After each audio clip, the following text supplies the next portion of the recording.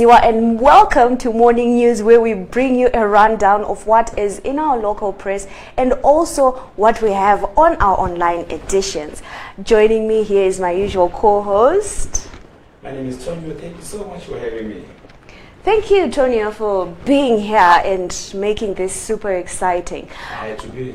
Exactly, so quickly we'll just get into the headlines and we'll start with our online edition. So I'm gonna go first with Technomag. And Technomag, these are the headlines. And it reads, Cresse device customers to receive refunds in airtime. Mboweni breaks silence on financial constraints. And lastly, fuel price implications enormous for companies. So these are the stories from Technomag. And of course, with me, I do have a headline straight from Techmag.tv. Sugar prices shoots to $18. And also another story making the headlines from Techmag TV is Mupfumira case, acting minister named. So moving on to our local press, we will start with the Daily News, and it reads, government ready to unleash army. Another headline there from the Daily News reads, Chamisa lashes Blawayo councillors. And from the Daily News, from a news day, I have gloves off in Zanu PF as Mpofu and Zenza Derzak. That's the story they're leading on the Daily News. On the news day, also on the news day front page, I have war collaborators staff at ED. Thank you, Rally. Rachel Shea cherishes rocky experiences. Those are the top Newsday headlines that I'm having from my Newsday edition here, Nico. Okay, so moving quickly to the Herald. Some of the headlines that are on the Herald, it reads, Mupfumira case, acting minister named. This is also a story that we had, yes, from Techmag TV as well. And then another headline reads, top US diplomat commends Zim reforms. Zanara boss rejects exit package, clings on. And lastly, 8th Zim Tanzania joint permanent commission begins. So these are the stories making the headlines. So for now, for the details actually from the stories in these and more, of course. So I think we'll start with the Herald. Yeah, we just go straight back to the Herald. Okay, so straight to the Herald. I think I'm going to start with the Zenara boss rejects exit package, clings on. I don't understand what's going on here and why she's rejecting. But anyway, this is the lady that we were saying that other time that she has a very interesting name. Yes. So Zimbabwe National Road Administration, Zanara, is losing thousands of dollars every month as it continues to pay a full salary and benefits to suspended Chief Executive Officer Mrs. Nancy Masiwa Chamisa after she reportedly turned down a severance package offered to her. Mrs. Masiwa has been on suspension for over a year. This emerged yesterday when Zenara board chairperson, Engineer Michael Madana, appeared before a public accounts committee to respond to issues raised by forensic audit that unearthed massive financial impropriety. I think it's just high time. It's not possible. It's not possible for her to just continue having the benefits when she's been suspended.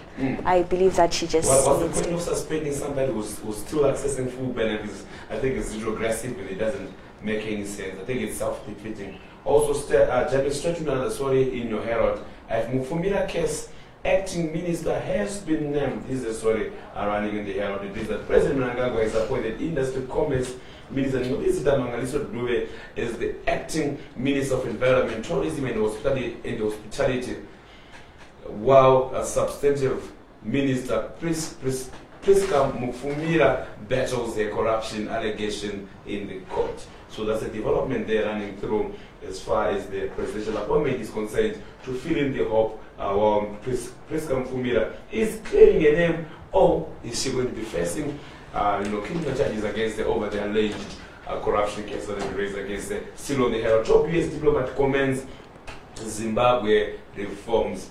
Former United States Secretary of State for African Affairs Minister John Carson has spoken highly of electoral and media reforms which President Mnangagwa's administration has undertaken since July 2018 harmonized elections, saying Harare was on course to implementing recommendations made by poll observer missions. Mr. Carson also former ambassador to Zimbabwe said this in Harare last Friday. So that's the story. That's all of the stories there. Leading on the front page of the Herald. Nico, back to you. One last story there on the Herald. It reads, 8th Zim Tanzania Joint Permanent Commission begins.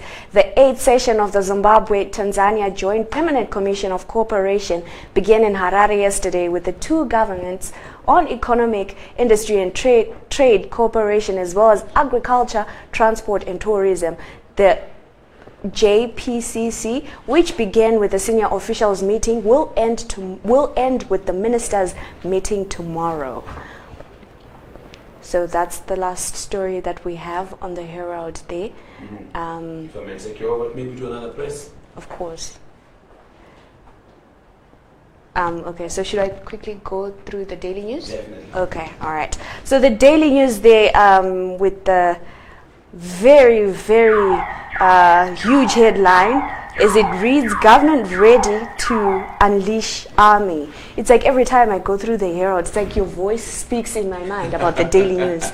I just cannot shake it off. But anyway, and it reads, opposition and militant labor unions yesterday vowed to go ahead with protests despite government's ominous warning over the weekend, setting up a potentially ugly confrontation with security forces whose intervention in demonstrations have previously left scores of people dead. So unfortunately or fortunately, I don't know whichever side it is, the people that are planning these protests are not backing down. They're saying they're going to move forward and they are going to continue with their demonstrations. Okay, so Chamisa lashes Bulawayo councillor. So this is continuously an ongoing of the drama that we have in Bulawayo City Council. So, and it reads, opposition leader Nelson Chamisa has lashed the brawling Bulawayo City councillors whose damaging public fights have left the MDC run council on the brink of losing a vote of no confidence by its residents. This comes as residents have called on the government to replace the bungling council with a commission in a move signaling the crisis of confidence facing the Bulawayo City Council, which not long ago was adjured the best run in the country. So for those that actually do not know, Bulawayo City Council has been the best city council, like amongst all local authorities, but then there has been a lot of drama lately. And yes, what do you have? Okay, so as well, moving straight to the news day, I also have a headline: the gloves off in ZANU-PF is Mpofu there's Zach. This is a very interesting story there, because I'm sure this is also a response from the social media rumors that had alleged that Mpofu and Zenza have been picked up by the Zimbabwe anti-corruption. But yes, of course, they've now responded and said that they are ready, they are waiting for them. The story reads, President Mnangagwa's anti-corruption crusade has widened rifts in ZANU-PF, with some big wigs in the ruling party accusing him of dumping them despite playing key roles in ascendancy to power. Mnangagwa has promised tough action on graft and tourism. Minister Priska Mfumira was last Friday charged with the corruption involving 95 million siphoned from the State Pensions Fund, National Social Security Authority, NASA. She's the first senior government official to be interrogated by the Zimbabwe Anti-Corruption Commission under a new leadership, which was appointed by Mnangagwa recently. So there's a very interesting development there happening through a few days back, as the ZANU-PF-led government is now cracking down strongly and seriously against inflation. And of course, Priska Mfumira, she's the first victim to be picked up, or should I say to be arrested over these allegations of corruption. So yeah, we wait and see how this story develops. Some people be saying, well, this means really nothing much but an arrest and release kind of a strategy. But of course, it looks like there is more to that. Is the NASA forensic audit is about to be released, which is also implicating many more people and top senior politicians as well. So, well, it's going to be a story that is going to be very much interesting to follow through. Jumping straight to another story, I've got work collaborators staff at ED Thank You Rally, a conference in honor of President Emmerson Mnangagwa, turned into a nightmare for for hundreds of war collaborators who had to sleep in the open on empty stomachs and without water after organizers failed to raise funding for the upkeep. Newsday can reveal the war collaborators under the Zimbabwe Liberation War Collaborators Association ZILIWA6 Ziwako from the country's 10 provinces had gathered in Gweru. So that's on the very sad story there from the Daily News, alleging that some PF supporters who had come through were not fed, so they literally were there on empty stomachs. Before I move back to you, Nicole, I have to quickly just jump as well into the Newsday. Another story that is that Harare Council nurses on go slow.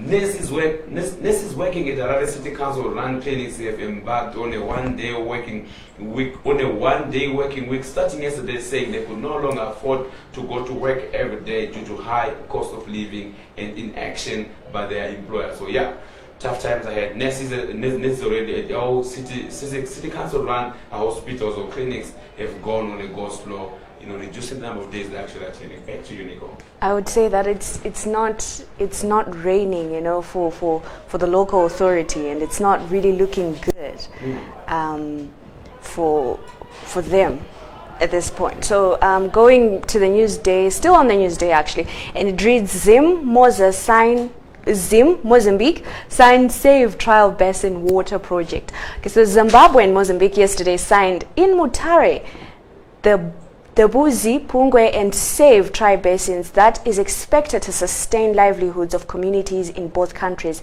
The agreement was signed by Lands, Agriculture, Water, Climate and Rural Settlement Minister Perence Shiri and his Mozambique counterpart, Mr.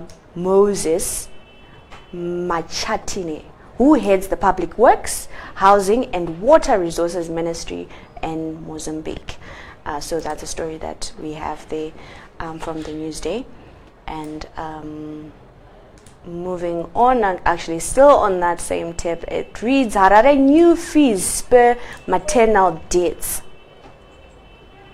The negative impact of the prohibitive maternity fees recently introduced by Harare City Council is beginning to show, with reports that less women are registering to give birth at these health facilities. Since the introduction of the fees, there has been low traffic of pregnant women as they are finding it difficult to raise the required $120. This is RTGS dollars. Last week at council clinics such as Heathcliff, many women went back home without receiving services after failing to come up with the required new fees. So I think this is why the headline is saying so it's actually bound to increase maternal deaths, because these women actually do not have the money, so they're not going to go to the clinics because due to affordability purposes.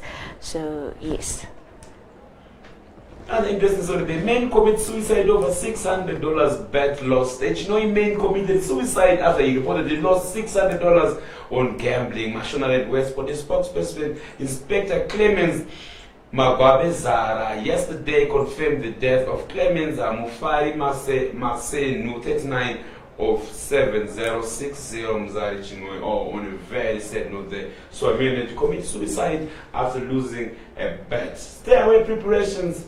That's another story there on the Newsday. Stay away preparations in full swing, says ZCTU. The Zimbabwe Congress of Trade Unions said preparations were underway for a stay away. If President Emmerson Mnangagwa fails to urgently address challenges facing the economy, the Labour Board last week said it would be rolling out protests in 2 weeks. The CTU President Peter Mutasa Picture told Newsday yesterday that the organizers' teams were on the ground mobilizing for mass action. So that's the story there in the Newsday, saying that the stay away is going to be announced in the next 2 weeks. As far as the CTU board is concerned, they are working with its various players to mobilize and speak with various supporters to engage on a mass stay away there. I don't know. It looks like it's an issue of the army being ready and being on a standby, and this Zimbabwe Congress of Trade Union once more again is going to be coming in through, bringing another major stay away. We all just wait and see how this will turn out, Nico. Okay, so on a more interesting tip, since you've read about the stayaways, this story actually makes it really worth your while, you guys. So the Newsday again says, time not yet right for protests. So what happened was Obert Mpofu from the Newsday had an interview with the MDC spokesperson. So he's the one who's saying now is not the right time for protests. But then it's in contrary because they're saying the next 2 weeks, the city is going to be yes, which is an organization affiliated to the MDC. Exactly. Anyway, So also calling in for these demonstrations. But of course, here they're saying that we are not yet ready, or it's not the right time, or the best time for Zimbabweans to be engaging in protests. We wait to see how this one will end. But, Indeed. Because now we don't exactly know which one is which, and which is the ZCTU operating in isolation with the MDC, understanding that MDC is a child of the ZCTU. So it's not so clear. But however, we will be telling you as time goes on, as we get any more updates, we will let you know what is really going on the ground. So still on that, moving on, it says Beitbridge killer soldiers arrested.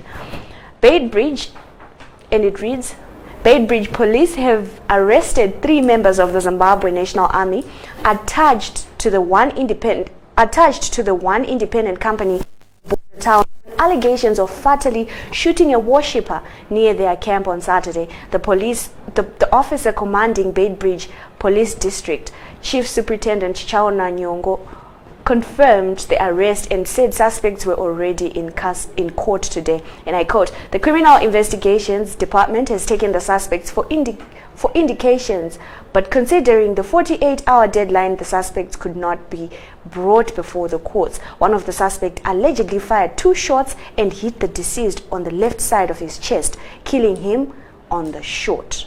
So this is a man who was killed while he was actually praying in the nearby bush. This is a very sad story, and you wonder why soldiers just open fire to civilians. And that's twice. That's twice. If exactly. it was twice, this thing we was doing anything fine. Exactly. But just staying in the bush worshipping, I don't think it really warranted, that heavy-handedness.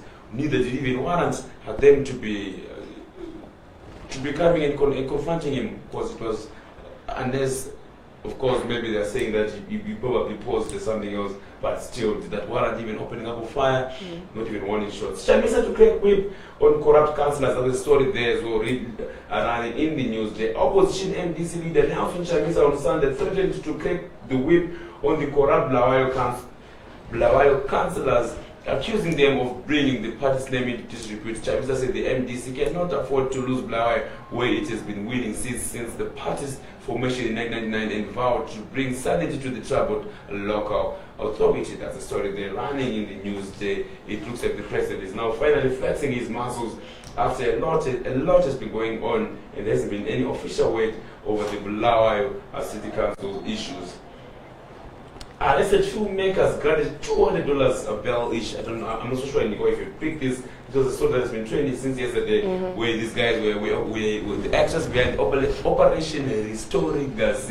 We picked yesterday during the show. The story reads that another magistrate yesterday granted $200 bail each to 4 filmmakers who are accused of contravening sections of the Censorship and Entertainment Acts after they premiered a production, Lord of Kush, a theatre in the park, without approval from the censorship board. The Forte Lem Duwa Kudakwashe Brian Wichiti, that's a simple employee there, Davis Gusha and Peter Churu, who were represented by lawyers from the Zimbabwe Lawyers for Human Rights Association. Association launched the film on July 27. And the state alleges that 2 did not apply for a certificate of censorship and entertainment control board. I don't know. So you need a certificate of censorship for you to do an act, a play? It's for you to release it as well, because content is very sensitive. But my point is, who did this piece off? Who did? Because I also understand that you can just, people do skits in the... Lots of them. Yeah, so... All those skits do that, certificates released, exactly. All those skits, small videos, and even movies or films, and what does it mean to future filmmakers in Zimbabwe? Do they need to also queue up for the clarification and clearance to get that? Well, Interesting times. Nice. So good tip, Nico. It did piss off someone. It did, really. Okay, so moving on to Newsday Sport. It says Zifa to hire foreign coach. So this is after Sunday Chidzambwa left. He resigned. So now Zifa is looking to the foreign lands for a coach. So Zifa are looking to hire a foreign coach to replace Sunday Chidzambwa, who resigned as the Warriors coach last week, and have since identified 3 possible targets that they think are suitable for the top post. An informed source told Newsday Sport that the association has identified 2 Europeans, 1 South African, who is coaching a top league side in that country. I don't think getting someone, a coach, a foreign coach, would actually help or improve how the Warriors perform. I think this is more, it goes beyond a coach. It's like an internal issue. Definitely. I think we have a strong issue with our players there that honestly needs to be addressed. And for us to then just be looking into changing the coach and hoping that he's going to pull the magic, well, I think it's very unfortunate. Running quickly to the Herald, Zimra ranks in 5.27 billion. The Zimbabwean Revenue Authority, Zimra has surpassed its half-year revenue collection target by 23% after raking in 5.2 billion, driven by a number of interventions, including the 2% intermediated money transfer tax. So that's Zimra there. So Zimra is the one that's collecting the 2%. Mm-hmm. Okay. Yes. Right. Just wanted the clarification on that. So that's the story they're running through in the Herald, stating the latest financial collections that the National Revenue Collector has managed to obtain so far from the markets. Back to you, Nico. Okay, so I think. Okay, so still on the Herald, it says top U.S. diplomat commends Zimbabwe reforms. And it reads, former United States Assistant Secretary of State for African Affairs, Mr. Johnny Carson, has spoken highly of the electoral and media reforms which President Mnangagwa's administration has undertaken since the July 2018 harmonized elections, saying Harare was on course to implementing recommendations made by the poll observer missions. I would say I do agree to the U.S. diplomat. Honestly speaking, media reforms, there has been change from the Mugabe era to the new dispensation. Things have. I think they've just pulled another Mugabe era by literally writing a news twice that we'd already read.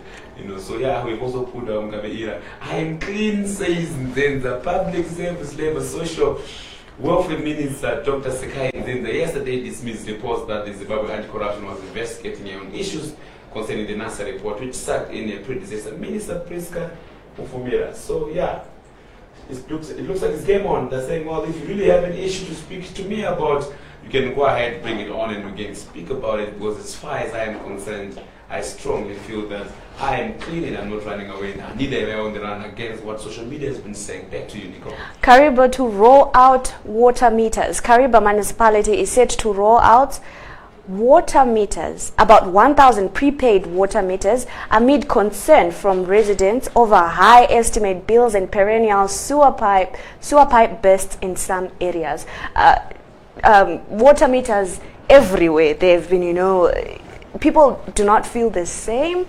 Some say water, you can't put water meters on water. I mean, definitely. Because you can't just buy water like that. But for these guys, they're saying that, our bills, they are just too much. We need to pay for what we're using. So that's why the Kariba. Water is a human right. Imagine you can't find water because they've been paid.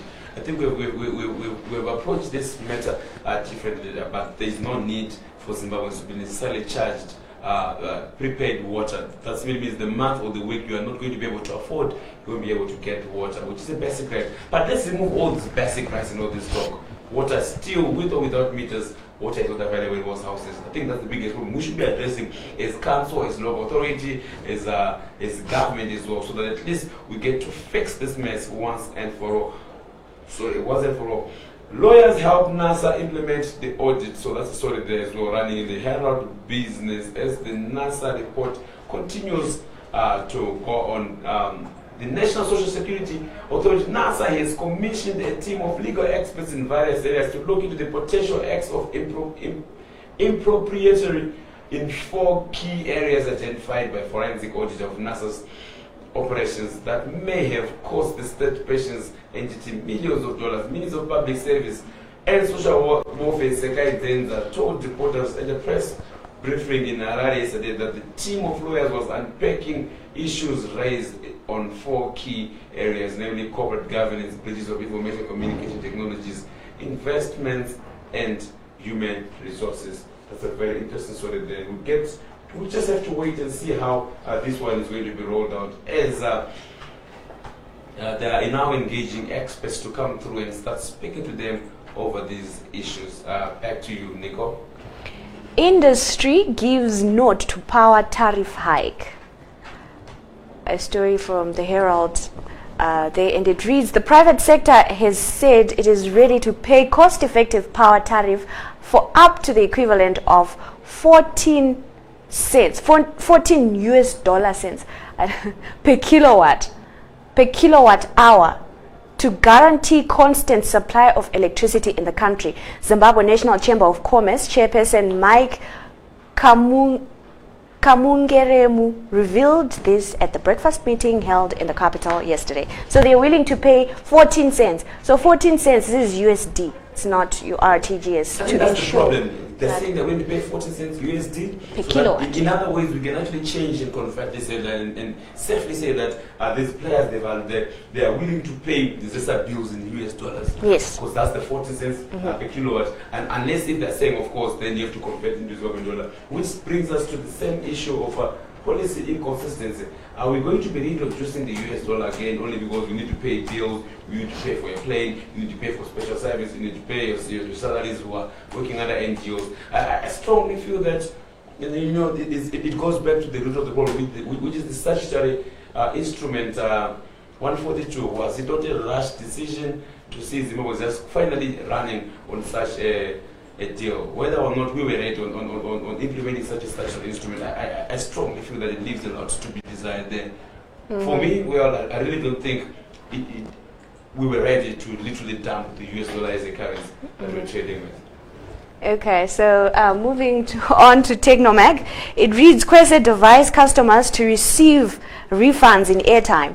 Econet Media has officially broken its silence since Kwese's official shutdown and claims that it will be compensating customers with airtime.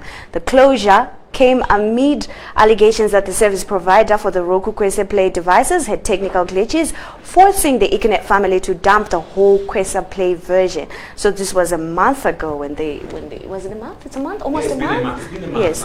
Now. So what they're saying is that they are going to give you airtime that is almost equivalent to the device that you bought. And this airtime, you can either convert it to your data or you can leave it as airtime. And people didn't buy airtime. People bought Roku devices. Econet Wireless. Let's get this straight. When people buy a device, you don't wake up the next day, then you decide to buy. You want to give them back airtime. If they wanted to buy airtime, people would have paid for airtime. People bought Roku devices. We are giving them airtime, which is definitely not cool at all. At least give them back their money, and let's see how best they're going to get back connectivity. Because this is exactly what happened with Kwese. You gave them Kwese, you removed Kwese. You gave them Roku, you removed Roku. Now you give them airtime. I honestly think that people have been taken for granted. That's just my 2 cents. But then my question is, so you bought your Roku device for $50, and I bought my Roku device for $70 because of the inflation that is constantly going up and up and up.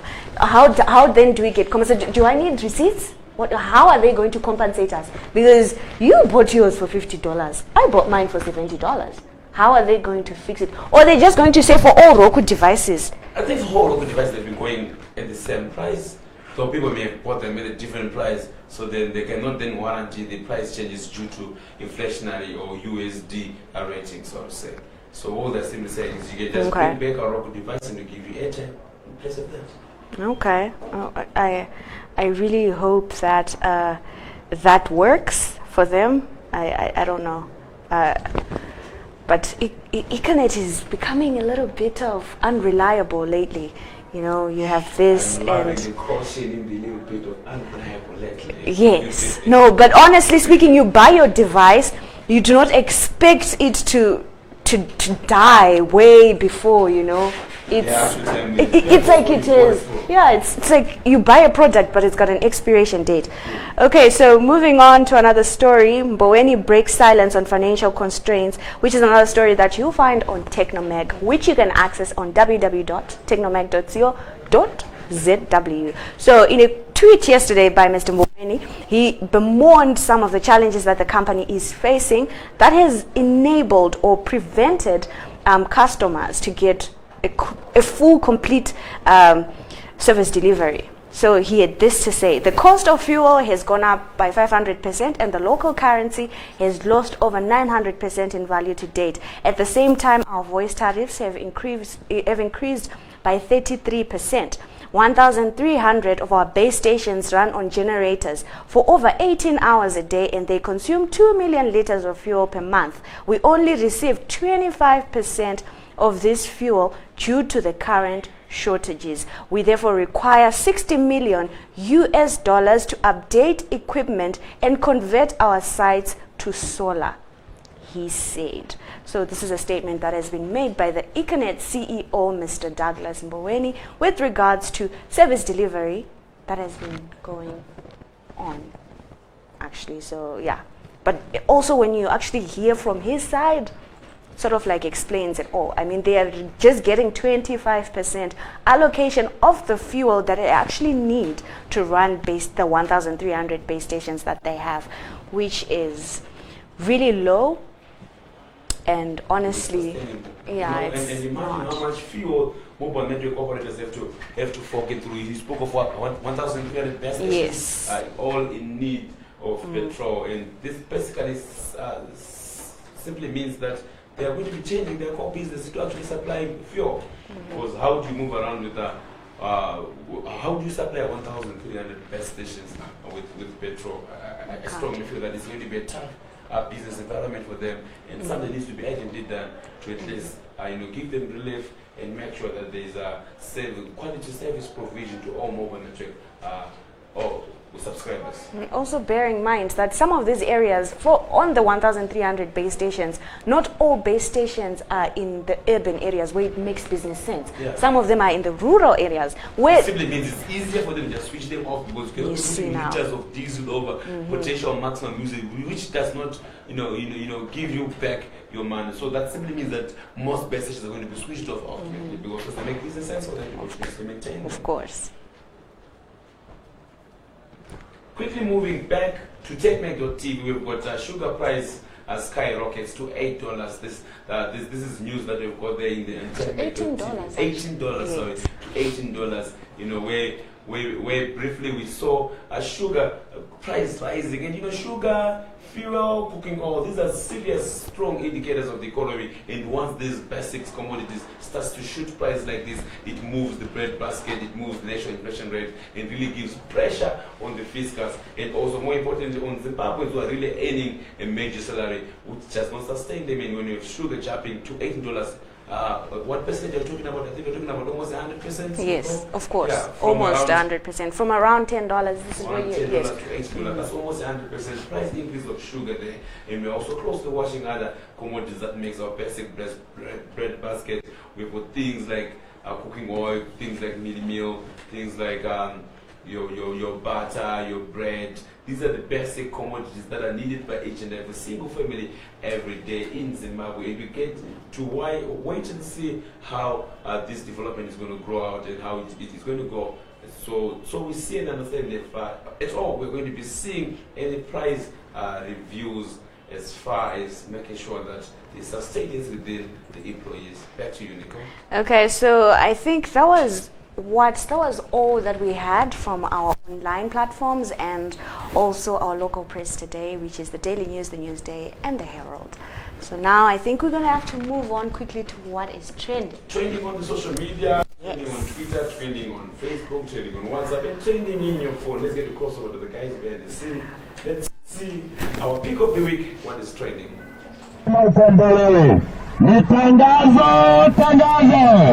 Tangazo tulio ni hili. Yes,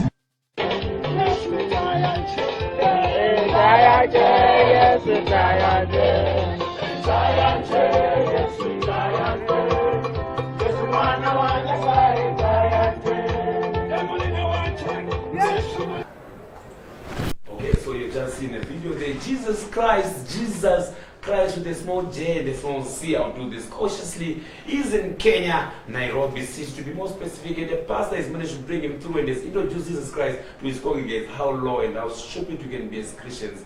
I will not reverse or regret the statement just made. The Christians can really do weird things all in the name of faith. I'm not so sure. Some stories are saying this man was just sitting in the streets and he said it's Jesus Christ. Some stories are saying that this man was then invited to his church as Jesus Christ. And some was just a man who's a looker like Jesus Christ, who's just spoken and just preached. In another version I've been following through says, oh, this man actually is the guy who acted Jesus Christ in that film. It was just preaching after he acted Jesus Christ. But of course, if I remember very well, a few years back, that man who acted Jesus Christ, he was saying he was having serious social problems with people, families and friends, calling Jesus Christ, and he says, guys, it was just acting, was just behind the seat, and the one behind the seat, and there's news that that guy who actually acted Jesus Christ doesn't believe in Jesus himself. So well, it's a very interesting time.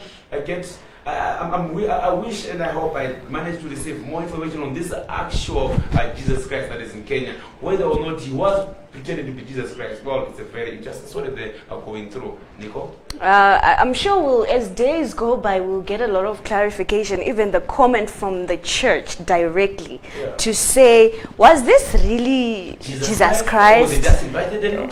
Exactly, just to make people come, to church to see Jesus Christ look alike. This is so wrong. It's like heresy on another level. It's but the highest level. yeah, It's it's so bad. People are really disrespectful. But anyway, thank you so much for watching, for your comments. Emmanuel is there, and Murungwa is also watching. Thank you so much, guys, for watching.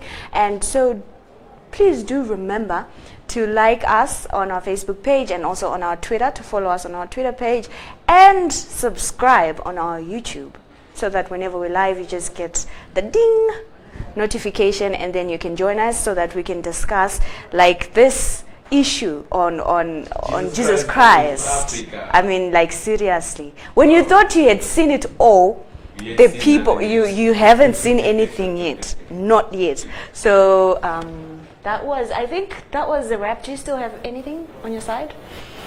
I said, I think this best is about it. These are the top leading news headlines that we have here from Technomag TV.